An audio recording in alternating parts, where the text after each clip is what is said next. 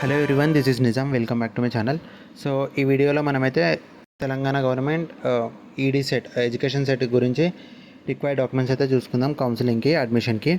So first thing వచ్చేసి మీరైతే ED set education set అయితే క్వాలిఫై కావాలి. క్వాలిఫై అయ్యి ర్యాంక్ కార్డు ఉంటుంది కదా, డౌన్లోడ్ చేసుకొని జిరాక్స్ తీసుకొని పెట్టుకోండి. సెకండ్ వచ్చేసి డిగ్రీ మెమో ఉండాలి మన దగ్గర. సో ఆల్మోస్ట్ అన్ని యూనివర్సిటీస్ అయితే డిగ్రీ రిజల్ట్స్ రిలీజ్ చేసారు ఎక్సెప్ట్ ఉస్మానియా. సో ఉస్మానియా కూడా ఈ 8 నుంచి ప్రాసెస్ స్టార్ట్ కాబట్టి బిఫోర్ అయితే ఉస్మానియా రిజల్ట్స్ అయితే రిలీజ్ చేస్తారు డిగ్రీ వాళ్ళవి. సో దాని మెమో కూడా తెచ్చుకోండి కాలేజ్ నుంచి. లేకుంటే నార్మల్గా అదే 6th సెమ్ ప్రింట్అవుట్ తీసుకుని దాని మీద కాలేజ్ స్టాంప్ వేస్తారు, నాకు తెలిసి అవే.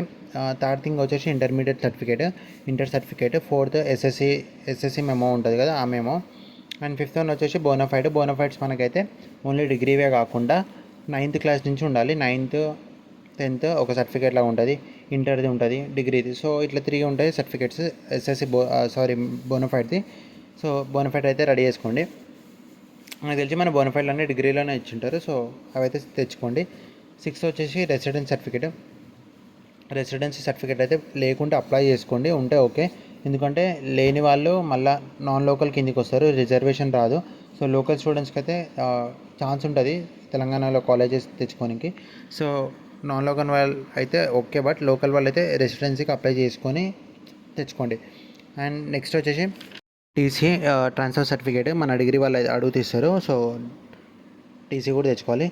తర్వాత క్యాస్ట్ సర్టిఫికేట్, ఎవరైతే ఎస్సీ ఎస్టీ బీసీ ఉంటారో వాళ్ళైతే క్యాస్ట్ సర్టిఫికేట్ అప్లై చేసుకోండి. ఒకవేళ మీ దగ్గర ఉంటే బెటర్, లేని వాళ్ళు జల్దీ అప్లై చేసుకోండి. అండ్ నెక్స్ట్ ఈడబ్ల్యూఎస్కి ఎకనామికల్లీ వీకర్ సెక్షన్ వాళ్ళకైతే మీరు కూడా అప్లై చేసుకోండి, ఎందుకంటే సపరేట్ రిజర్వేషన్ ఉంటుంది క్యాస్ట్ని బట్టి.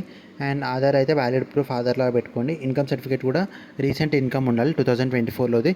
సో లేని వాళ్ళు జల్దీ అప్లై చేసుకోండి, బికాస్ ఈ అప్లికేషన్ సర్టిఫికేట్ తెచ్చుకోనికి చాలా టైం పడుతుంది, 7 to 15 days లేకుండా 1 month కూడా పడుతుంది. సో జల్దీ అప్లై చేసుకోండి.